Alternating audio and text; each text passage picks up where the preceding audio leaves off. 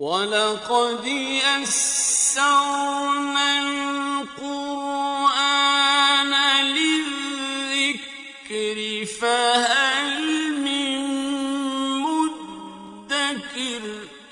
اور ہم نے قرآن کو سمجھنے کے لیے آسان کر دیا، تو کوئی ہے جو سوچے سمجھے۔ صوت القرآن، قرآن کی آواز۔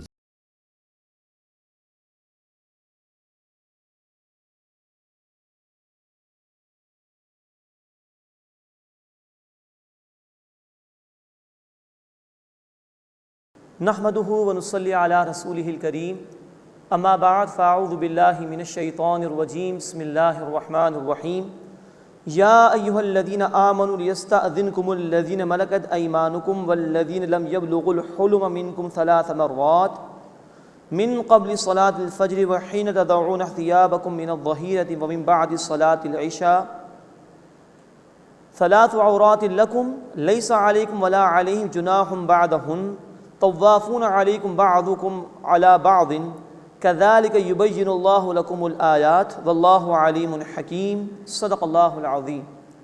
سورۃ النور آیت نمبر 58 سے ہم اپنا مطالعہ شروع کر رہے ہیں۔ اب یہ اس سورہ مبارکہ کا 8واں رکوع شروع ہو رہا ہے۔ اس میں گھر کے اندر پردے کے حوالے سے کچھ تعلیمات دی گئی ہیں، بوڑھی عورتوں کے پردے کے حوالے سے تذکیر کی گئی ہے، اور معاشرتی ہدایات کھانے پینے کے حوالے سے عطا کی گئی ہیں۔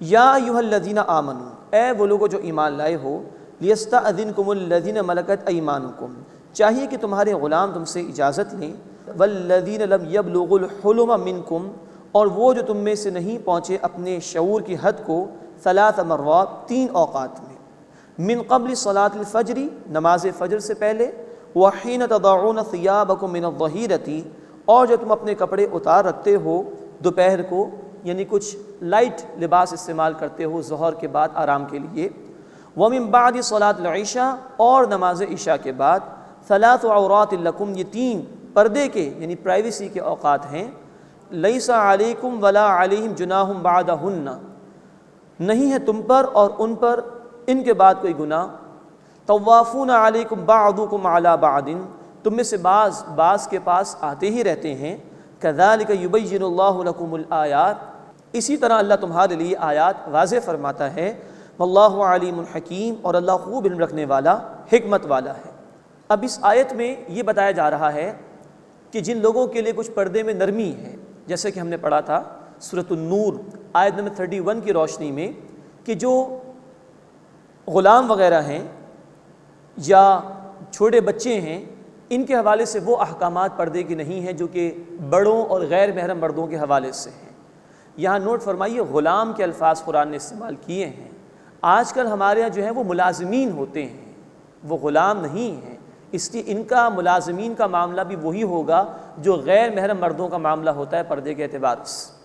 تو فرمایا گیا کہ یہ غلام ہیں یا جو بچے ہیں جن کے حوالے سے پردے کے احکامات میں نرمی ہے، یہ بھی اجازت لیں 3 اوقات میں، جب زیادہ امکان ہوتا ہے شوہر اور بیوی کے تعلقات کا، اور زیادہ امکان ہوتا ہے کہ انسان ذرا لائٹ ڈریس میں ہو، تو ان اوقات میں تو یہ بھی خاص طور پر اجازت لیں، فجر سے پہلے، دوپہر کے وقت جب کہ انسان قیلولہ کرنے کی کوشش کرتا ہے، اور عشاء کی نماز کے بعد۔ یہ 3 اوقات فرمایا کہ یہ خاص ہیں پردے کے حوالے سے، تو ان کے لیے جن کے لیے بہرحال آسانی ہے انہیں بھی چاہیے کہ ان اوقات میں اجازت لے کر آئیں، تاکہ کوئی ایسا مرحلہ نہ آئے کہ جس کے اندر کوئی سطر کے کھل جانے کا معاملہ کسی کے سامنے آ جائے۔ طوافون علیکم بعضکم علی بعض، تم میں سے بعض کے پاس آتے ہی رہتے ہیں، یہ بھی اللہ کی آسانی ہے کہ ان کے لیے اجازت دی گئی کیونکہ گھر میں بار بار آنا جانا رہتا ہی ہے۔ کذالک یبین اللہ لکم الآیات، اسی طرح اللہ تمہارے لیے آیات واضح فرماتا ہے، واللہ علیم حکیم، اور اللہ خوب علم رکھنے والا حکمت والا ہے۔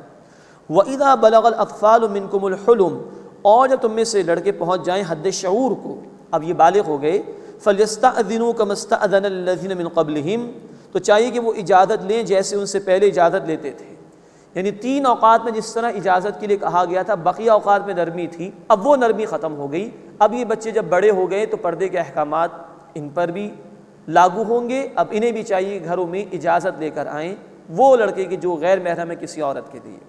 کذالک یبین اللہ لکم آیاتہ، اسی طرح اللہ تعالیٰ تمہارے لیے اپنی آیات واضح فرماتا ہے، واللہ علیم حکیم، اور اللہ خوب علم رکھنے والا، حکمت والا ہے۔ اس کے بعد بوڑھی عورتوں کے حوالے سے کچھ پردے میں نرمی کا ذکر ہے۔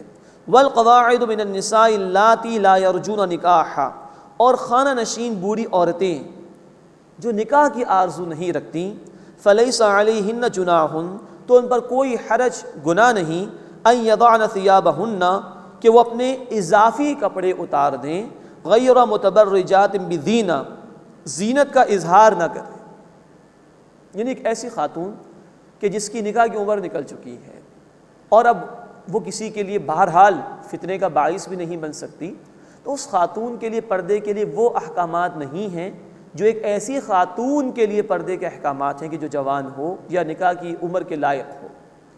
نوٹ فرمائیے، سورہ النور یہ 6 ہجری میں نازل ہوئی، اس سے پہلے سورۃ الاحزاب سن 5 ہجری میں نازل ہو چکی۔ سورۃ الاحزاب میں آیت نمبر 59 میں جلباب کا حکم ہے، یعنی بڑی چادر جس سے ایک عورت اپنا پورا جسم لپیٹ لے، اور اس کو اوپر سے لٹکانے کا حکم بھی ہے، یعنی چہرے کو بھی چھپانا اس میں شامل ہے۔ یہ ہے حجاب کا معاملہ جب ایک عورت غیر محرم مرد کے سامنے ہو، اس کا ذکر سورۃ الاحزاب آیت 59 میں ہے۔ یہاں جو فرمایا کہ ایسی بوڑھی عورت اس پر کوئی حرج نہیں کہ وہ اپنے اضافی کپڑے اتار دے، اس سے مراد یہی ہے کہ وہ جو بڑی چادر جس سے پورا جسم لپیٹ لیا جائے اور چہرے کو بھی چھپایا جائے، وہ پابندی ایسی بوڑھی عورت پر نہیں ہے۔ ہاں کوئی چادر ہو، کوئی اوڑھنی ہو، وہ اختیار کر لے، لیکن زینت کا اظہار نہ کرے۔ یہ دیکھیے اتنی باریک بینی سے تعلیم ہے کہ کسی کے دل میں کوئی برا خیال پیدا ہو جائے اس کو دیکھ کر، تو اضافی کوئی بڑی چادر کا معاملہ نہیں، چھوٹی چادر سے بھی کام چل جائے گا، چہرہ چھپانے کا بھی اتنا سختی کا معاملہ نہیں، لیکن زینت سے منع کر دیا گیا۔ اسی آیت سے نوٹ فرمائیے، جب بوڑھی عورت کے لیے اجازت ہے کہ وہ کچھ لباس کم کر دے جو ایڈیشنل یعنی اضافی ہے، تو اس کا مطلب ہوا کہ جو عام خواتین ہیں ان کے لیے ایڈیشنل لباس ہے، ان کو چہرہ بھی چھپانا ہے، ان کو پورا وجود چھپانا ہے، تبھی تو یہاں اجازت دی گئی ہے۔ تو پردے کے احکامات میں چہرے کا چھپانا بھی غیر محرم مردوں کے سامنے خاتون کے لیے ضروری ہے، قرآن سے بھی یہ بات ثابت ہوتی ہے۔ غیر متبرجات بزینہ، زینت کا اظہار نہ کرے۔ صدر کے احکامات ہوں گے، چہرہ کھل سکتی ہیں، سینے پر بھی چادر ہو، سر پر بھی اوڑھنی ہو، لیکن زینت کا اظہار نہ ہو۔ لیکن ان کے لیے بھی قرآن کہہ رہا ہے وَأَن يَسْتَعْفِفْنَا، اور اگر وہ بچتی رہیں، خیر لہن، تو ان کے لیے بہتر ہے۔ یہ بوڑھی خواتین بھی پورا ہی پردہ کر لیں تو ان کے لیے بہتر ہے، اور الحمدللہ ہمارے معاشرے میں آج بھی وہ بوڑھی خواتین ہیں جن کی بیٹیاں اور نواسیاں اور پوتیاں تو شاید پردہ نہیں کرتی، لیکن وہ ایسا پردہ کرتی ہے کہ کوئی شخص ان کے جسم کا کوئی ایک حصہ بھی نہیں دیکھ سکتا۔ یہ ماڈل ہے پوری خواتین کے لیے۔ اور پھر ہماری خواتین کو یہ سوچنا چاہیے، کیا انہیں عائشہ صدیقہ اور فاطمہ الزہرا رضی اللہ تعالی عنہما کا لباس پسند ہے جس کی تعلیم قرآن اور سنت نے دی ہے، یا ان کو وہ لباس پسند ہے کہ جو لباس نہیں رہا؟ ہماری تہذیب اور مغربی تہذیب کا جھگڑا یہی ہے کہ ہماری اسلامی تہذیب لباس پہنانے کی بات کرتی ہے، اور وہ مغربی تہذیب شیطان کے ایجنڈے کے مطابق لباس کو اتارنے اور کم کرنے کی بات کرتی ہے۔ ان بوڑھی عورتوں کے لیے بھی کہا گیا کہ وَأَن يَسْتَعْفِفْنَا، یہ بھی بچتی رہیں، پورا ہی پردہ کریں، خَيْرٌ لَهُنَّ، تو ان کے لیے بہتر ہے۔ وَاللَّهُ سَمِيعٌ عَلِيمٌ، اور اللہ خوب سننے والا، خوب جاننے والا ہے۔ اب اس کے بعد کھانے پینے کے حوالے سے کچھ ہدایات دی جا رہی ہیں۔ پس منظر میں مفسرین نے بعض باتیں بیان کی ہیں۔ نمبر 1، صحابہ کرام رضی اللہ تعالی عنہم اجمعین قتال کے مراحل میں جاتے تھے تو اپنے گھروں کو معذوروں کے اور بیماروں کے حوالے کر جایا کرتے تھے جن کا نکلنا ضروری نہیں تھا، لیکن وہ معذور اور بیمار لوگ ان صحابہ کرام کے گھروں میں کھانے پینے سے بچنے کی کوشش کرتے تھے، وہ اپنے لیے زیادہ خودداری والا رویہ اختیار کرتے تھے، تو ان کو بھی کہا گیا اس میں کوئی حرج کی بات نہیں۔ ایسے ہی بعض صحابہ رضی اللہ تعالی عنہم اجمعین کا معاملہ یہ تھا کہ وہ معذوروں یا بیماروں کے ساتھ کھانا کھانے سے بچنے کی کوشش کرتے تھے، اس لیے کہ یہ معذور اور بیمار ہیں، ہم تیز رفتاری سے کھانا ختم کر لیں تو ان کی بھوک نہیں مٹے گی، ان کو بھی ہماری وجہ سے اٹھنا پڑ جائے گا، تو کچھ لوگوں نے اس میں احتیاط کرنا شروع کی۔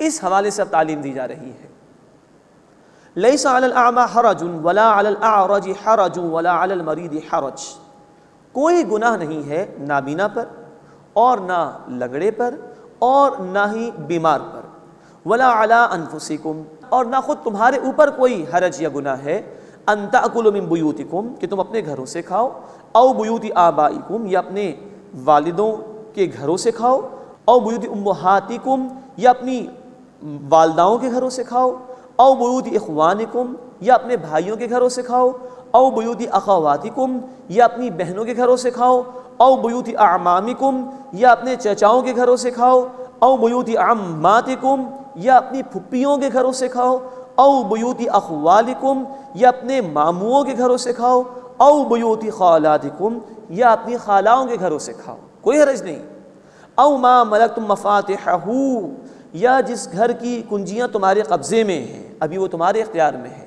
او صدیقکم، یا اپنے دوستوں کے ہاں، ان کے ہاں بھی کھانے میں تمہیں کوئی حرج نہیں۔ تو یہ قرآن نے وضاحت فرما دی کہ وہ معذور لوگ بھی ان صحابہ کے گھروں سے استفادہ کر سکتے ہیں، اور ان صحابہ کو بھی ان معذوروں کے ساتھ کھانا کھا لینا چاہیے۔ مزید نوٹ کیجئے کہ اتنے رشتے قرآن نے گنوا دیے، مراد یہ کہ ان رشتوں کا خیال رکھو، دوستوں کا بھی خیال رکھو، رشتہ داروں کا بھی حق ادا کرو۔ ہمارا یہ دین اللہ کے حقوق کے ساتھ ساتھ بندوں کے حقوق ادا کرنے کی بھی تلقین کرتا ہے، اور یہ بات مسلمہ ہے کہ کھانا جب مل جل کر کھایا جائے اور انسان جب کسی دوسرے کے کھانے میں شریک ہو جائے تو برکت بھی حاصل ہوتی ہے اور محبتوں میں بھی اضافہ ہوتا ہے۔ لیس علیکم جناح ان تأکلوا جمیعا او اشتاتا، تم پر کوئی حرج نہیں کہ تم اکٹھے مل کر کھاؤ یا علیحدہ علیحدہ۔ یہ بھی خیال ذہن میں آیا کہ بعض لوگ اس بات کا خصوصی اہتمام کرتے تھے صحابہ کے دور میں کہ اکیلے کھانا نہیں کھاتے تھے اور کسی کو ساتھ بٹھا کر ہی کھانا کھلایا کرتے تھے۔ یہ اچھی بات ہے، مہمان نوازی ہے، لیکن قرآن نے کہا کہ ایسی کوئی تنگی نہیں رکھی گئی، مل جل کر بھی کھا سکتے ہو اور اگر ضرورت ہے تو اکیلے بھی کھا سکتے ہو۔ ہاں یہ بات درست ہے، احادیث مبارکہ کی روشنی میں مل جل کر کھانا کھانے میں برکت زیادہ ہے، لیکن اکیلے اکیلے کھانا کھانے کی اجازت ہے۔ مزید نوٹ فرمائیے، مل جل کر کھانا کھانے میں پردے کے احکامات یاد رہیں۔ سورہ نور آیت 31 میں ہم پڑھ چکے، سورۃ الاحزاب میں مزید احکامات آئیں گے۔ مخلوط محافل کی ہمارے دین میں اجازت نہیں، سپریشن ہے، عورتوں کے لیے علیحدہ دائرہ کار، مردوں کے لیے علیحدہ دائرہ کار ہے۔ ہاں محرم مرد ہیں تو خواتین ان کے ساتھ بیٹھ کے کھا سکتی ہیں، ادروائز عورتوں کی نشست الگ ہو جائے، مردوں کی نشست الگ ہو جائے۔ نماز میں بھی یہی ہوتا ہے نا، خواتین اکیلے گھروں میں نماز ادا کرتی ہیں، یا کہیں کسی مقام پر اجتماعی طور پر خواتین کی نماز کا اہتمام ہو تو علیحدہ نماز ادا کرتی ہیں، مرد علیحدہ نماز ادا کرتے ہیں۔ تو اکٹھے کھانا کھانے میں یاد رہے کہ پردے کے احکامات کا لحاظ رکھنا ضروری ہے۔ لیس علیکم جناح ان تأکلوا جمیعا واشتاتا، تم پر کوئی حرج نہیں ہے کہ تم اکٹھے مل کر کھاؤ یا علیحدہ علیحدہ۔ اب اس کے بعد سلام کی برکت کو اس مقام پر بیان کیا گیا۔ فَإِذَا دَخَلْتُمْ بُيُوتًا، بس جب تم گھروں میں داخل ہو، فَسَلِّمُوا عَلَىٰ أَنفُسِكُمْ، تو اپنوں کو سلام کیا کرو، تَحِيَّةً مِّنْ عِندِ اللَّهِ مُبَارَكَةً طَيِّبَةً، یہ دعائے خیر ہے اللہ کے ہاں سے، بابرکت اور پاکیزہ، بہترین تحفہ ہے اللہ کی طرف سے۔ یہ سلام کے الفاظ اتنے جامع ہیں کہ جس پر کئی کتابیں لکھی علماء نے، لیکن مفہوم اس کا جتنا بھی بیان کیا جائے کم ہے۔ جب ہم کسی سے ملاقات کرتے ہیں ہم کہتے ہیں السلام علیکم، میری جانب سے تم سلامتی میں ہو، تمہاری جان، تمہارے مال، تمہاری آبرو کو میری طرف سے کوئی خطرہ نہیں، اور میں تمہارے لیے اللہ سے سلامتی کی دعا کر رہا ہوں۔ کتنے خوبصورت الفاظ، سلامتی کا اعلان بھی اور سلامتی کی دعا بھی۔ آج ہماری لاپرواہی، ناقدری کہ ہم نے یہ سلام کے الفاظ کو چھوڑ دیا اور ہم نے مغرب سے کچھ چیزیں درآمد کر لیں، گڈ مارننگ، گڈ ایوننگ۔ انسان غور کرے، صبح کے وقت کسی کے والد کا، کسی کے رشتہ دار کا انتقال ہو جائے، کیا ہم اس کو گڈ مارننگ کہہ سکتے ہیں؟ لیکن ہم السلام علیکم کہہ سکتے ہیں، ورحمۃ اللہ وبرکاتہ اس میں اضافہ کر سکتے ہیں۔ تو فرمایا کہ یہ اللہ کی طرف سے تحفہ ہے، لیکن ہم نے ناقدری کر کے اس کو ترک کر دیا۔ اللہ کے رسول صلی اللہ علیہ وسلم نے حدیث میں فرمایا، تم جنت میں داخل نہیں ہو سکتے جب تک کہ مومن نہ ہو جاؤ، مومن نہیں ہو سکتے جب تک کہ ایک دوسرے سے محبت نہ کرنے لگو۔ اور کیا میں تمہیں محبت کرنے کا طریقہ بتاؤں؟ پھر آپ نے فرمایا کہ سلام کو عام کرو۔ اس سے بہتر کوئی دعا نہیں، صبح ہو، دوپہر ہو، شام ہو، رات ہو، سلامتی کی ہر بندے کو ضرورت ہے، تو ہماری جانب سے بھی سلامتی سامنے والے کو، اور اللہ کے حضور بھی دعا اس کی سلامتی کے لیے۔ فَإِذَا دَخَلْتُمْ بُيُوتًا فَسَلِّمُوا عَلَىٰ أَنفُسِكُمْ، پھر جب تم گھروں میں داخل ہو تو اپنے لوگوں کو سلام کرو۔ تحیۃ من عند اللہ مبارکۃ طیبہ، یہ دعائے خیر ہے، گفٹ ہے اللہ کی طرف سے، برکت والا، پاکیزہ۔ کذالک یبین اللہ لکم الآیات، اسی طرح اللہ تمہارے لیے آیات واضح فرماتا ہے، لعلکم تعقلون، تاکہ تم عقل سے کام لو۔ ایک اور حدیث سماعت فرمائیے، بخاری شریف میں ہے، اللہ کے رسول صلی اللہ علیہ وسلم سے پوچھا گیا کہ یا رسول اللہ صلی اللہ علیہ وسلم کون سا اسلام بہتر ہے؟ آپ صلی اللہ علیہ وسلم نے فرمایا، لوگوں کو کھانا کھلانا اور سلام کرنا، چاہے تم کسی کو جانتے ہو یا نہ جانتے ہو، ہر ایک کو سلام کرنا۔ اس کے بعد اس سورہ مبارکہ کا 9واں اور آخری رکوع آ رہا ہے، اس میں اجتماعی زندگی کے حوالے سے ہدایات دی گئی ہیں۔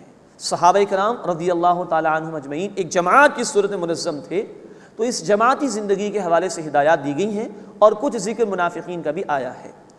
انما المؤمنون الذین آمنوا باللہ ورسولہ، بے شک مومن تو وہ ہیں جو ایمان لائے اللہ پر اور اللہ کے رسول صلی اللہ علیہ وسلم پر۔ وَإِذَا كَانُوا مَعَهُ عَلَىٰ أَمْرٍ جَامِعٍ، اور جب وہ نبی صلی اللہ علیہ وسلم کے ساتھ ہوتے ہیں کسی اجتماعی کام میں، لم يذهبوا حتى يستأذنوا، تو جب تک وہ نبی صلی اللہ علیہ وسلم سے اجازت نہ لے لیں جاتے نہیں ہیں۔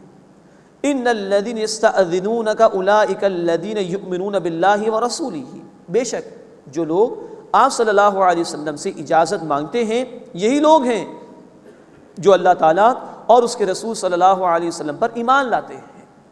اب یہاں نوٹ فرمائیے کہ یہ مقامات قرآن حکیم کے اس وقت تک سمجھ میں نہیں آتے جب تک کہ انسان خود ایک دینی اجتماعیت میں شریک نہ ہو جائے جس کا مقصد اللہ کے دین کو غالب کرنا ہو۔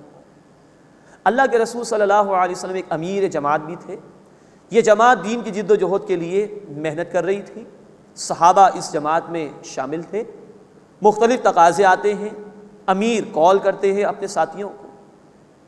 اب اگر کسی کو جانا ہے تو وہ اجازت لے کر جائے، اسی کے کوئی اپنی مرضی سے آئے کوئی اپنی مرضی سے چلا جائے تو جماعت نہیں چل سکتی، پھر ڈسپلن وہ ڈسٹرب ہو جائے گا، آرگنائزیشن کمزور پڑ جائے گی، اور جو کام ایک مجموعی طور پر اجتماعی سطح پر ہونا چاہیے تھا وہ نہیں ہوگا۔ تو یہاں کہا گیا نبی صلی اللہ علیہ وسلم اجازت وہی لوگ مانگتے ہیں جو اللہ اور رسول علیہ الصلوۃ والسلام پر ایمان لاتے ہیں۔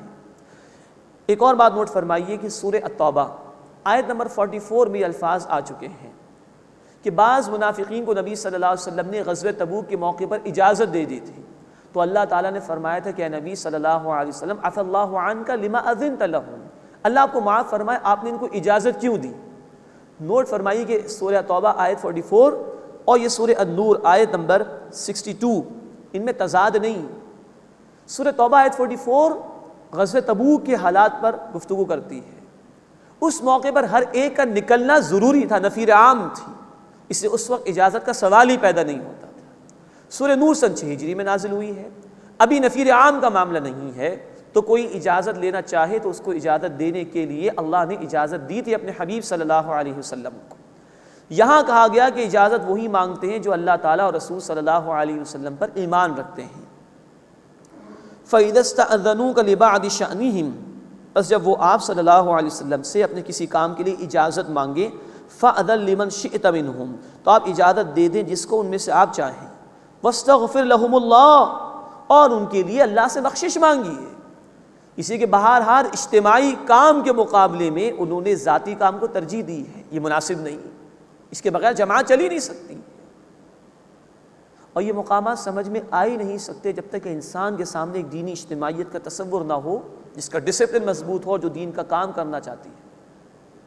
تو اے نبی آپ ان کے لیے بخشش مانگیے کہ انہوں نے کسی درجے میں ایک خطا کی ہے کہ ذاتی کام کو اجتماعی کام پر ترجیح دیتی۔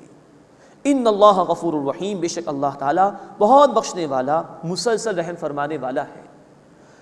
لا تجعلوا دعاء الرسول بینکم کدعاء بعضکم بعضا، تم اپنے درمیان رسول علیہ الصلوۃ والسلام کا پکارنا ایسا نہ کر لو جیسے آپس میں ایک دوسرے کو پکارتے ہو۔ اس بات کو دو اعتبارات سے سمجھنے کی کوشش کرتے ہیں۔ نمبر 1، اللہ کے رسول صلی اللہ علیہ وسلم جو دعوت دے رہے ہیں یا دین کے کاموں کے لیے بلا رہے ہیں، اس کو معمولی اور ہلکا نہ سمجھیں۔ رسول علیہ الصلوۃ والسلام کا معاملہ تو یہ ہے، سورۃ الاحزاب آیت نمبر 6، النبی اولیٰ بالمؤمنین من انفسہم، نبی صلی اللہ علیہ وسلم تو اہل ایمان کے نزدیک ان کی جانوں سے بڑھ کر ہے، تو ان کی پکار کو، ان کی دعوت کو عام بات نہ سمجھنا، غور سے سنو، عمل کرو۔ اور دوسرا مفہوم اس آیت کے اس حصے کا یہ ہے کہ نبی صلی اللہ علیہ وسلم کو ادب سے پکارو، جیسے آپس میں ایک دوسرے کو پکار لیا کرتے ہو، لائٹ موڈ میں نہ پکارو۔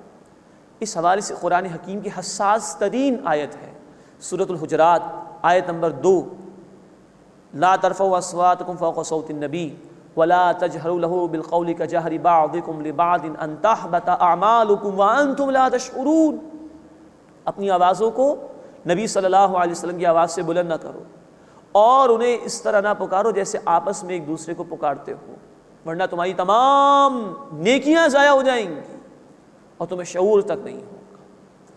تو فرمایا کہ لا تجعلوا دعاء الرسول بینکم کدعاء بعضکم بعضا، تو مت بنا لو اپنے درمیان رسول صلی اللہ علیہ وسلم کی پکار کو جیسے تم ایک دوسرے کو پکارتے ہو۔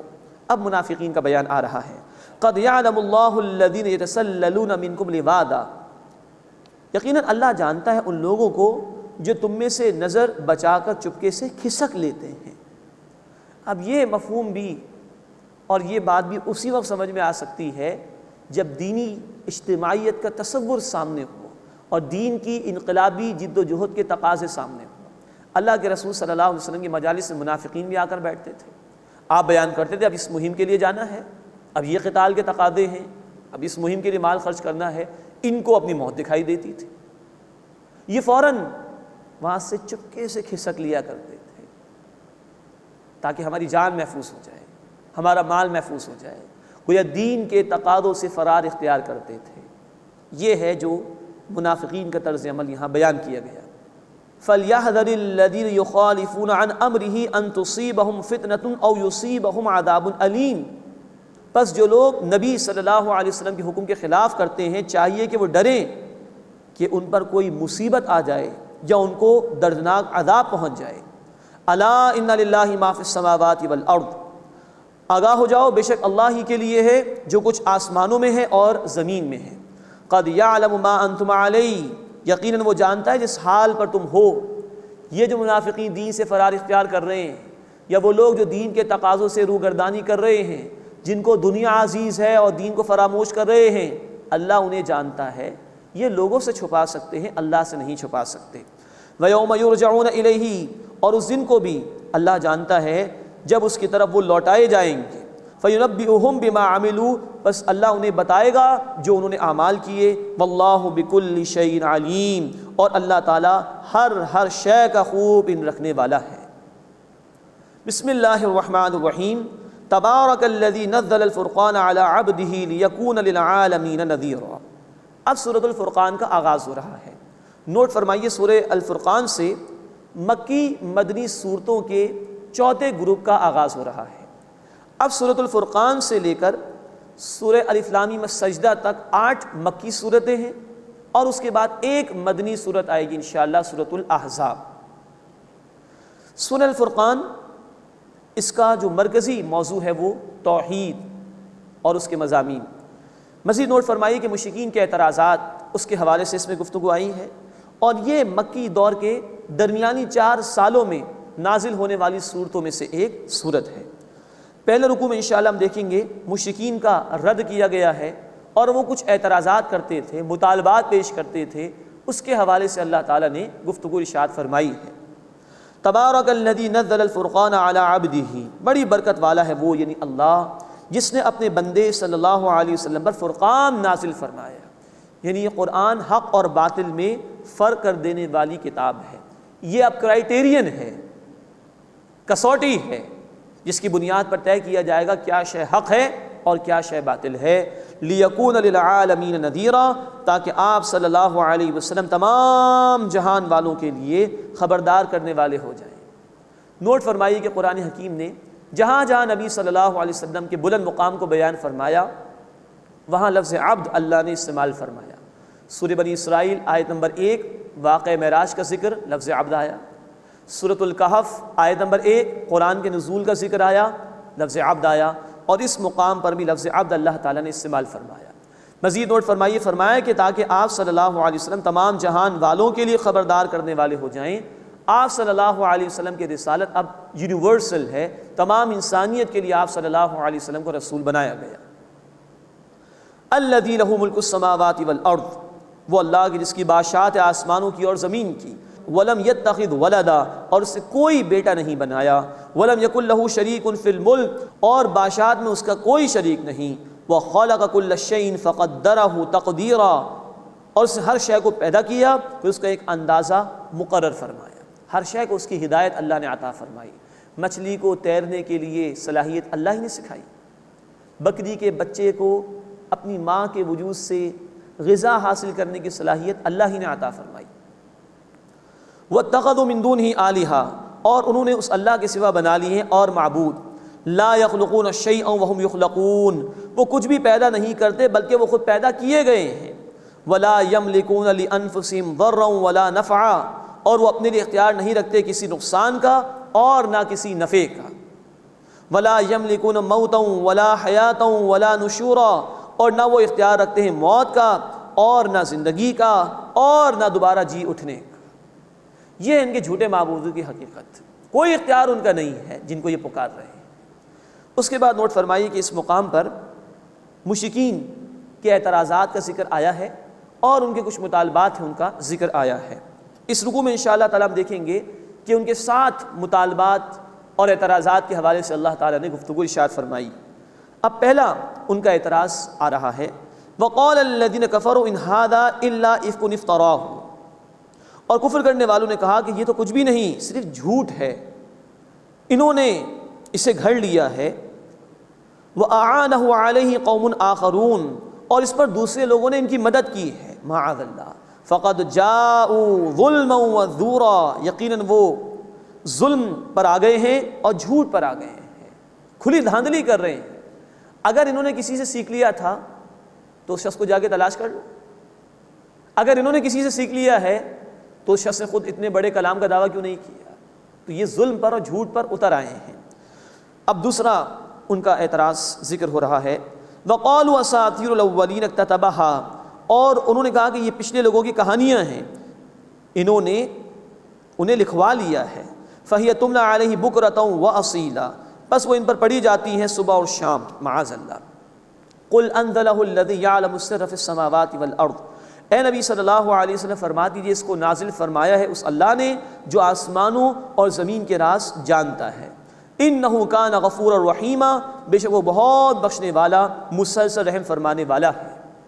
اب ان کے تیسرے اعتراض کا ذکر آ رہا ہے، وَقَالُوا مَا لِهَذَا الرَّسُولِ، اور انہوں نے کہا کہ یہ کیسا رسول ہے، یأکل الطعام، جو کھانا کھاتا ہے، ویمشی فی الاسواق، اور بازاروں میں چلتا پھرتا بھی ہے۔ اب چوتھا ان کا ذکر آ رہا ہے ایک مطالبے کی صورت میں، لولا انزل الیہ ملک، اس کے ساتھ کوئی فرشتہ کیوں نہیں اتار دیا گیا، فیکون معہ نذیرا، کہ وہ اس کے ساتھ ڈرانے والا خبردار کرنے والا ہو جاتا۔ اب پانچواں ان کا مطالبہ آ رہا ہے، او یلقى الیہ کنز، یا ان کی طرف نازل کیا جاتا کوئی خزانہ۔ اب چھٹی بات، او تکون لہ جنت یأکل منہا، یا ان کے لیے کوئی باغ ہوتا کہ وہ اس میں سے کھاتے۔ اور ساتویں بات، وقال الظالمون ان تتبعون الا رجلا مسحورا، اور ظالموں نے کہا کہ تم پیروی کرتے ہو صرف ایک جادو زدہ انسان کی، معاذ اللہ۔ یہ ان کے اعتراضات اور کچھ مطالبات جن میں سے 7 کا ذکر اس مقام پر آیا، 3 کا مزید ذکر آئے گا تیسرے رکوع میں انشاءاللہ۔ انظر کیف ضربوا لک الامثال، اے نبی صلی اللہ علیہ وسلم دیکھیے انہوں نے آپ پر کیسی باتیں بیان کی ہیں، فولوا، بس وہ بہک گئے، فلا یستطیعون سبیلا، لہذا وہ کوئی راستہ نہیں پا سکتے۔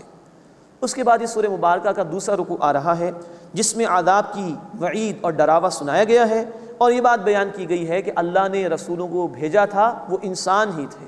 تبارک الذی ان شاء جعل لک خیرا من ذلک جنات، بڑی برکت والا ہے وہ اللہ، اگر وہ چاہے تو آپ صلی اللہ علیہ وسلم کے لیے اس سے بہتر بنا دے باغات، تجری من تحت الانہار، جن کے نیچے نہریں جاری ہوں، ویجعل لک قصورا، اور آپ صلی اللہ علیہ وسلم کے لیے بنا دے محل، یعنی اللہ اس بات پر قادر ہے کہ یہ سب کچھ دکھا دے، لیکن ان لوگوں کی ہٹ دھرمی کا معاملہ یہ ہے کہ یہ طے کر چکے ہیں کہ ان کو مان کر ہی نہیں دینا، اس لیے اللہ تعالیٰ اب یہ فرمائشی معجزات نہیں عطا کریں گے۔ پھر ہم پڑھ آئے ہیں قوم سمود کے بیان میں کہ جن کو فرمائشی معجزہ اونٹنی کی صورت میں دیا گیا، لیکن اس قوم نے انکار کیا تو وہ اللہ کے عذاب میں مبتلا کر دی گئی۔ بل کذبوا بالساعۃ، بلکہ انہوں نے قیامت کو جھٹلایا۔ وَأَعْتَدْنَا لِمَنْ كَذَّبَ بِالسَّاعَةِ سَعِيرًا، اور جس نے قیامت کو جھٹلایا ہم نے اس کے لیے دوزخ تیار کی ہے۔ اِذَا رَأَتْهُم مِّن مَّكَانٍ بَعِيدٍ، جب وہ انہیں دیکھے گی دور کی جگہ سے، سَمِعُوا لَهَا تَغَيُّظًا وَزَفِيرًا، وہ اس جہنم کو جوش مارتا ہوا اور چنگھاڑتا ہوا سنیں گے۔ اللہم اجرنا من النار، اے اللہ ہمیں آگ کے عذاب سے محفوظ فرما۔ وَإِذَا أُلْقُوا مِنْهَا مَكَانًا ضَيِّقًا مُقَرَّنِينَ، اور جب وہ اس دوزخ کی کسی تنگ جگہ میں ڈالے جائیں گے جکڑے ہوئے، یعنی زنجیروں میں، دعوا هُنَالِكَ ثُبُورًا، تو وہ وہاں موت کو پکاریں گے۔ جواب ہوگا لا تدعوا اليوم ثبورا واحدا، آج ایک موت کو نہ پکارو، وادعوا ثبورا کثیرا، بلکہ تم بہت سی موتوں کو پکارو، کوئی داد رسی نہیں ہوگی۔ اللہ اس برے انجام سے ہماری حفاظت فرمائے۔ قل اذالک خیر، اے نبی صلی اللہ علیہ وسلم پوچھئے کیا یہ بہتر ہے، ام جنت الخلد التي وعد المتقون، یا وہ ہمیشہ کی جنت کہ جس کا وعدہ تقوی اختیار کرنے والوں سے کیا گیا ہے۔ کانت لہم جزاء ومصیرا، وہ ان کے لیے بدلہ ہے اور لوٹ کر جانے کی جگہ ہے۔ اللہم انا نسألک الجنہ، اے اللہ ہم تجھ سے جنت کا سوال کرتے ہیں۔ لہم فیہا ما یشاءون خالدین، اس میں ان کے لیے وہ کچھ ہوگا جو وہ چاہیں گے، ہمیشہ اس میں رہیں گے۔ آج انسان اللہ کی مان لے، اللہ کی چاہت پر عمل کر لے، کل اللہ تعالیٰ بندے کو اس کی چاہت کے مطابق ہر شے عطا فرمائیں گے۔ قرآن کا ذکر ہے سورہ حامیم السجدہ آیت نمبر 31 میں، وَلَكُمْ فِيهَا مَا تَشْتَهِي أَنفُسُكُمْ وَلَكُمْ فِيهَا مَا تَدَّعُونَ، اس جنت میں تمہارے لیے وہ کچھ ہوگا جو تمہارے جی چاہیں گے، جو تمہاری خواہشات تھیں، اور وہ کچھ ہوگا جو تم مانگو گے۔ لیکن یہاں اللہ کی ماننی ہے تو وہاں انشاءاللہ ہماری مرضی کے مطابق اللہ نعمت عطا فرمائے گا۔ اللہ آج ہمیں اپنے احکامات پر عمل کی توفیق عطا فرمائے تاکہ کل اللہ اپنی بے شمار نعمتوں سے ہمیں سرفراز فرمائے۔ کان علی ربک وعدا مسئولا، یہ ایک وعدہ ہے تمہارے رب کے ذمے جو مانگے جانے کے لائق ہے۔ مراد ہے کہ اللہ نے اپنے ذمے کیا ہے اس بات کو کہ اللہ اہل ایمان کو، نیک عمل کرنے والوں کو جنت عطا فرمائے گا، تو اللہ اس وعدے کے خلاف یقیناً نہیں کرے گا۔ اور سورہ آل عمران آیت نمبر 194 میں بھی اس وعدے کا ذکر آیا ہے اہل ایمان کی دعاؤں میں، ربنا وآتنا ما وعدتنا علی رسلک، اے اللہ ہمیں وہ عطا فرما جس کا تو نے اپنے رسولوں کے ذریعے سے ہم سے وعدہ فرمایا۔ تو توقع ہے کہ اہل ایمان اس وعدے کے مستحق بن جائیں گے اور اللہ اپنی رحمتیں ان کو عطا فرمائے گا۔ اللہ ہمیں بھی ایسے اہل ایمان میں شامل فرمائے۔ وَيَوْمَ يَحْشُرُهُمْ وَمَا يَعْبُدُونَ مِن دُونِ اللَّهِ، اور جس دن اللہ انہیں جمع فرمائے گا اور ان کو جن کی وہ عبادت کرتے تھے اللہ کے سوا، فَيَقُولُ أَأَنْتُمْ أَضْلَلْتُمْ عِبَادِي هَؤُلَاءِ، تو اللہ فرمائے گا کیا تم نے میرے ان بندوں کو گمراہ کیا تھا، ام ہم ضلوا السبیل، یا وہ خود راستے سے بہہ گئے تھے۔ اب بتوں کے علاوہ اللہ کے نیک بندوں کو بھی پکارا گیا، وہ سب کھڑے ہو جائیں گے، اللہ ان سے بھی معاملہ کلیئر کرا دیں گے، کیا تم نے انہیں گمراہ کیا تھا؟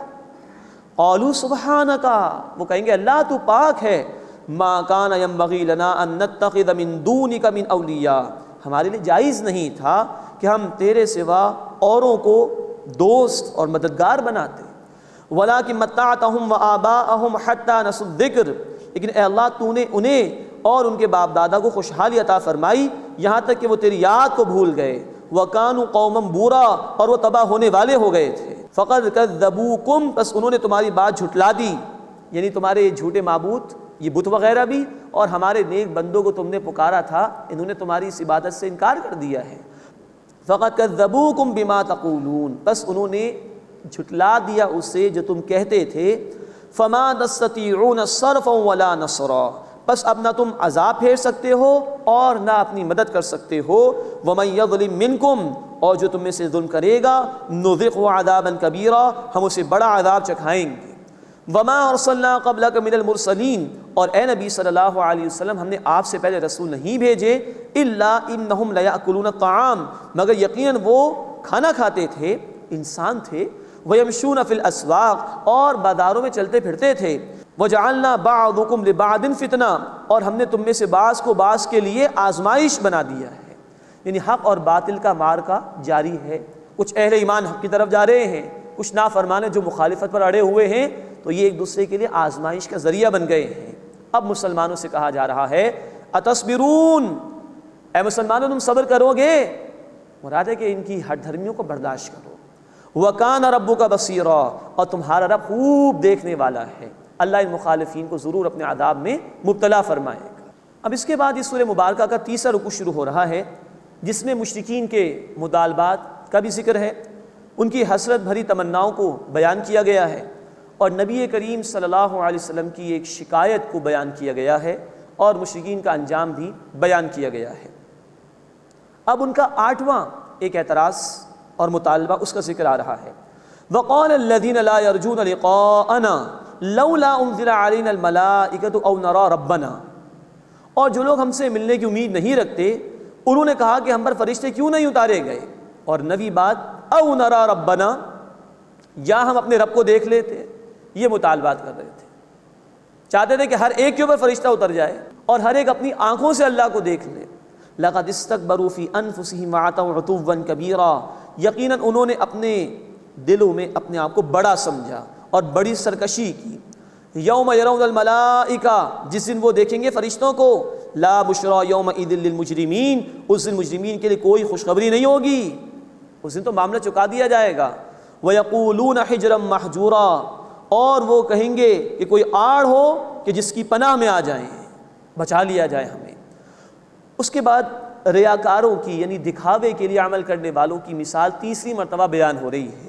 ایک مثال ہم نے پڑھی تھی سورہ ابراہیم میں، جہاں بتایا گیا کہ جو لوگ دکھاوے کے اعمال کرتے ہیں یا بغیر ایمان کے نیکی کرتے ہیں، اللہ ان کے اعمال کو غبار بنا دیں گے۔ دوسری مثال ہم نے پڑھی سورہ نور کے رکوع نمبر 5 میں، کہ وہ سراب کی مانند اعمال ہیں۔ یہاں تیسری مثال ایسے لوگوں کے لیے بیان کی جا رہی ہے جو دکھاوے کا عمل کرتے ہیں یا بغیر ایمان کے نیکی کرتے ہیں۔ وَقَدِمْنَا إِلَىٰ مَا عَمِلُوا مِنْ عَمَلٍ فَجَعَلْنَاهُ هَبَاءً مَنْثُورًا، اور ہم بڑھیں گے ان کے کیے ہوئے کاموں کی طرف تو ہم انہیں اڑتا ہوا غبار کر دیں گے۔ کوئی عمل کام نہیں آئے گا جو دکھاوے کے لیے ہو یا بغیر ایمان کے ہو۔ اصحاب الجنت یومئذ خیر مستقرا واحسن مقیلا، اس دن جنت والے بہت عمدہ ٹھکانے میں اور بہترین آرام گاہ میں ہوں گے۔ اللہم انا نسألک الجنہ، اے اللہ ہم تجھ سے جنت کا سوال کرتے ہیں۔ وَيَوْمَ تَشَقَّقُ السَّمَاءُ بِالْغَمَامِ، اور جس دن بادلوں سمیت آسمان پھٹ جائے گا۔ وَنُزِّلَ الْمَلَائِكَةُ تَنزِيلًا، اور فرشتے اتارے جائیں گے کثرت سے۔ الملک یومئذ الحق للرحمن، اس دن سچی بادشاہت رحمان کے لیے ہے۔ وَكَانَ يَوْمًا عَلَى الْكَافِرِينَ عَسِيرًا، اور وہ دن کافروں پر سخت ہوگا۔ وَيَوْمَ يَعُضُّ الظَّالِمُ عَلَى يَدَيْهِ، اور جس دن ظالم اپنے ہاتھوں کو کاٹ کھائے گا، شدید غصہ اسے اپنے اوپر آئے گا۔ یقول، وہ کہے گا، یا لیتنی اتخذت مع الرسول سبیلا، کاش میں نے رسول کے ساتھ راستہ اختیار کیا ہوتا۔ یا ویلتا، ہائے میری شامت، لیتنی لم اتخذ فلانا خلیلا، کاش میں نے فلاں کو دوست نہیں بنایا ہوتا۔ لقد اضلنی عن الذکر بعد اذ جاءنی، یقیناً اس نے مجھے نصیحت سے بہکا دیا اس کے بعد جب کہ وہ میرے پاس پہنچ گئی۔ وَكَانَ الشَّيْطَانُ لِلْإِنسَانِ خَذُولًا، اور شیطان انسان کو عین وقت پر رسوا کر دینے والا ہے۔ یہ ہے نافرمانوں کی حسرت۔ کاش رسول کے راستے کو اختیار کیا ہوتا، کاش شیطان کی پیروی نہ کی ہوتی، اس دن کوئی فائدہ نہیں۔ آج عمل کرنے کا موقع ہے۔ اللہ ہمیں شیطان کے مقابلے میں اپنے حبیب صلی اللہ علیہ وسلم کا راستہ اختیار کرنے اور ان کی کامل اطاعت کرنے کی توفیق عطا فرمائے۔ اس کے بعد قرآن حکیم کی ایک بڑی سخت آیت آ رہی ہے۔ اس میں شکایت نقل ہوئی ہے رسول اکرم صلی اللہ علیہ وسلم کی، جو آپ امت کے خلاف اللہ کے سامنے پیش کریں گے، کہ جن لوگوں نے قرآن کو چھوڑ دیا تھا۔ وقال الرسول یا رب ان قوم اتخذوا هذا القرآن مہجورا، اور رسول صلی اللہ علیہ وسلم شکایت کریں گے، اے میرے رب، بے شک میری قوم نے اس قرآن کو ایک بیکار شے سمجھ کے ترک کر دیا تھا۔ مفسرین نے لکھا ہے کہ یہ قیامت کے دن بھی ہوگی شکایت اللہ کے رسول صلی اللہ علیہ وسلم کی۔ غور فرمائیے، اہل ایمان تو تمنا کرتے ہیں کہ اللہ کے رسول صلی اللہ علیہ وسلم کی شفاعت انہیں مل جائے۔ اگر اللہ کے رسول صلی اللہ علیہ وسلم شکایت لے کر کھڑے ہو جائیں تو کیا کوئی اللہ کے عذاب سے بچانے والا ہوگا؟ یہ شکایت ان لوگوں کے لیے جنہوں نے قرآن کو بیکار شے سمجھ کے ترک کر دیا، مہجورہ، بیکار شے، یوز لیس، ورتھ لیس، جس کی کوئی ویلیو انسان کی نگاہ میں نہ ہو۔ ہمیں بھی غور کرنا چاہیے، آج قرآن کے لیے کتنا وقت ہمارے پاس، ہمارے شیڈیولز میں کہیں قرآن، اس کی تلاوت کے لیے وقت، اس کو سمجھنے کے لیے وقت، اس کو اپنے عمل میں لانے کے لیے وقت، اس کی دعوت کو عام کرنے کے لیے وقت کہیں ہے؟ اگر ہے تو بہت بڑی بشارت ہے۔ اللہ کے حبیب صلی اللہ علیہ وسلم نے فرمایا، بخاری شریف کی حدیث، خیرکم من تعلم القرآن وعلمہ، تم میں سے بہترین وہ ہیں جو قرآن سیکھیں اور قرآن سکھائیں۔ لیکن اگر ایسا نہیں ہے اور دنیا عزیز ہے، دنیا کی کوالیفیکیشنز، دنیا کی سہولتیں، دنیا کی جائیدادیں، دنیا کی ترقی، اس کے لیے تو وقت ہو، اللہ کی کتاب کے لیے وقت نہ ہو، تو ایسے لوگوں کے خلاف اللہ کے رسول صلی اللہ علیہ وسلم شکایت کریں گے قیامت کے دن۔ تو کیا کوئی اللہ کے عذاب سے بچانے والا ہوگا؟ اللہ اس برے انجام سے ہماری حفاظت فرمائے اور قرآن پر دل سے ایمان لانے، اس کی باقاعدہ تلاوت کرنے، اسے سمجھنے، اس پر عمل کرنے اور اسے عام کرنے کی توفیق عطا فرمائے۔ وَكَذَلِكَ جَعَلْنَا لِكُلِّ نَبِيٍّ عَدُوًّا مِنَ الْمُجْرِمِينَ، اور اسی طرح ہم نے ہر نبی کے لیے دشمن بنائے مجرمین میں سے۔ یہ حق اور باطل کی کشمکش ہمیشہ سے جاری رہی ہے۔ وَكَفَىٰ بِرَبِّكَ هَادِيًا وَنَصِيرًا، اور اے نبی صلی اللہ علیہ وسلم، آپ کا رب کافی ہے ہدایت دینے والا اور مدد فرمانے والا۔ اس کے بعد ان کے 10ویں اعتراض کا ذکر ہے جو مشرکین کیا کرتے تھے۔ وقال الذین کفروا، اور کفر کرنے والوں نے کہا، لولا نزل علیہ القرآن جملۃ واحدہ، کہ ان پر قرآن ایک ہی مرتبہ نازل کیوں نہیں کر دیا گیا؟ کذالک، اسی طرح، یعنی اسی طرح ہم نے نازل کیا ہے۔ اللہ فرما رہے ہیں، لنثبت بہ فؤادک، تاکہ ہم آپ کے دل کو ثبات یعنی مضبوطی عطا فرمائیں، ورتلناہ ترتیلا، اور ہم نے اس کو ٹھہر ٹھہر کر پڑھا ہے، جیسے جیسے ضرورت پیش آئی اللہ نے ہدایات عطا فرمائی۔ کبھی بدر کا موقع تو مالی غنیمت کے مسائل بیان ہوئے، کبھی ہجرت کا وقت آئے تو ہجرت کے لیے تعلیمات دے دی گئیں، تھوڑا تھوڑا کر کے۔ نوٹ کیجئے، اللہ نے بھی تھوڑا تھوڑا کر کے نازل کیا، آرام آرام سے۔ ہمیں بھی قرآن کی تلاوت کرنی چاہیے آرام آرام سے۔ سورہ المزمل آیت نمبر 4، ورتل القرآن ترتیلا، قرآن کو تلاوت کرو ترتیل کے ساتھ، ٹھہر ٹھہر کر، آرام آرام سے، سمجھ سمجھ کے، اس کا اثر لیتے ہوئے۔ وَلَا يَأْتُونَكَ بِمَثَلٍ إِلَّا جِئْنَاكَ بِالْحَقِّ وَأَحْسَنَ تَفْسِيرًا، اور اے نبی صلی اللہ علیہ وسلم، وہ آپ کے پاس کوئی اعتراض نہیں لاتے مگر ہم آپ کو ٹھیک ٹھیک جواب اور بہترین وضاحت عطا کرتے ہیں۔ الذین یحشرون علی وجوہہم الی جہنم، جو لوگ اپنے منہوں کے بل جہنم کی طرف جمع کیے جائیں گے۔ بخاری شریف کی حدیث، صحابہ نے پوچھا، اللہ کے رسول منہ کے بل چلایا جائے گا؟ فرمایا ہاں، جو اللہ زمین پر پیروں کے ذریعے چلانے پر قادر ہے، وہ قیامت کے دن اس بات پر قادر ہے کہ انسانوں کو منہ کے بل چلا دے۔ اللہ اس برے انجام سے ہماری حفاظت فرمائے۔ الذین یحشرون علی وجوہہم الی جہنم، جو لوگ اپنے منہوں کے بل جہنم کی طرف جمع کیے جائیں گے، اولئک شر مکانا، یہی لوگ بدترین مقام میں ہوں گے، واضل سبیلا، اور بہت بہکے ہوئے ہوں گے راستے سے۔ اللہ اس گمراہی سے ہماری حفاظت فرمائے۔ اللہ ہمیں جہنم کے عذاب سے محفوظ فرمائے اور اپنے اطاعت گزار بندوں میں شامل فرمائے۔ وآخر دعوانا ان الحمد للہ رب العالمین۔